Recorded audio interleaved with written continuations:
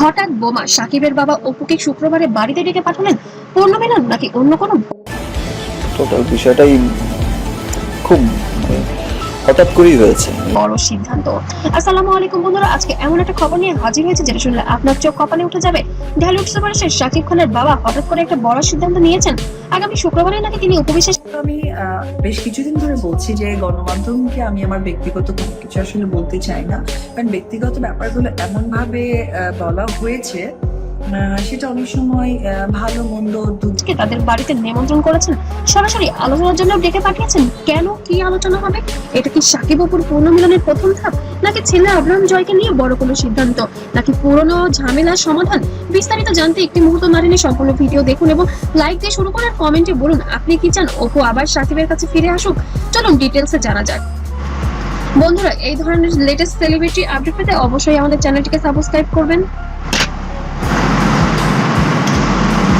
আগে একটু পুরনো কথা বলি। শাকিব খান আর অপু বিশ্বাসের প্রেমের গল্পটা তো আমরা সবাই জানি। 2008 সালে এবং আমার বিশ্বাস আছে যে সমস্ত কিছুর কিন্তু অভিযোগ আমার বিরুদ্ধে যা হয়, যা কিছু হয়, সমস্ত কিছুর প্রমাণাদি কিন্তু আবার আপনারাই দিয়ে বিয়ে করেছিলেন, অনেকদিন লুকিয়ে রেখেছিলেন। তারপর 2016 সালে তাদের ঘর আলো করে এসেছিল ছেলে আব্রাহাম খান জয়। কিন্তু 2017-18 সালের দিকে হঠাৎ করে চিড়ে ধরে পড়ে।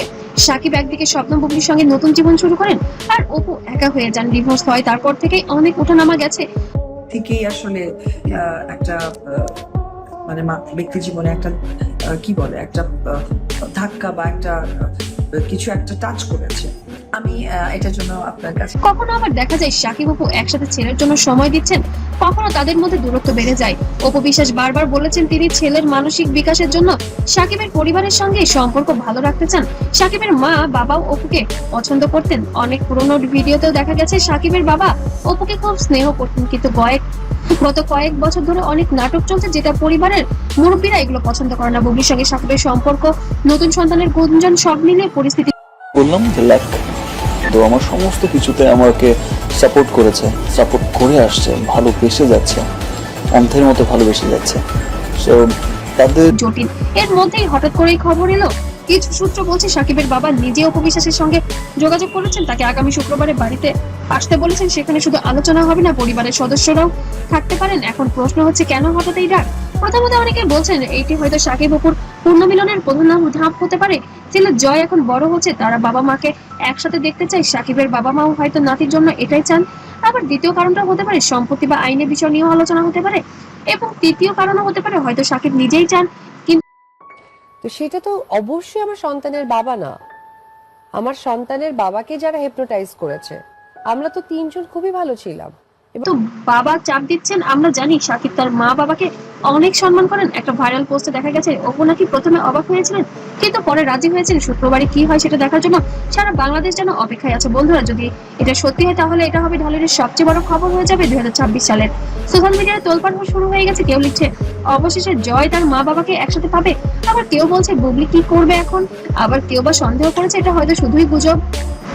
আমাদের কাছে যে সূত্র আছে তারা বলেছে খবরটা নির্ভরযোগ্য। শুক্রবারের পর হয়তো আমরা বড় আপডেট পাবো। অপু যদি চান ছবি বা ভিডিও লিক হয় তাহলে বুঝবেন ব্যাপার এখনো আছে আলহামদুলিল্লাহ। তো সেই জায়গা থেকে ওই ডিজাস্টার বিষয়টা কি মানুষ বুঝতে ভুল করেছে, হয়তো বা আমার বোঝানোর ভুল ছিল। আসলে কতটা সিরিয়াস ছিল।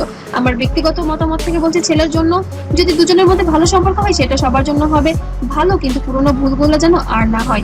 বন্ধুরা, আপনাদের কাছে কি মনে হয় শাকিবের বাবা অপুকে ডেকে কি আলোচনা করতে চান? পুনর্মিলনে চান নাকি অন্য কিছু? কমেন্ট বক্সে আপনার মতামত অবশ্যই জানান, আর অবশ্যই হ্যাঁ চাই অথবা না চাই লিখে দিন। সবচেয়ে বেশি কমেন্ট করলে আমরা সেই অনুযায়ী পরবর্তী ভিডিও বানাবো। আর ভিডিওটি ভালো লাগলে অবশ্যই লাইক দিন, শেয়ার করুন, আর চ্যানেলটিকে অবশ্যই সাবস্ক্রাইব করুন। পরবর্তীতে আপডেট পাওয়ার জন্য অপেক্ষায় থাকুন। শুক্রবারের পরে হয়তো বড় খবর নিয়ে আসবো। ততক্ষণ সবাই ভালো থাকবেন, সুস্থ থাকবেন। আল্লাহ হাফেজ।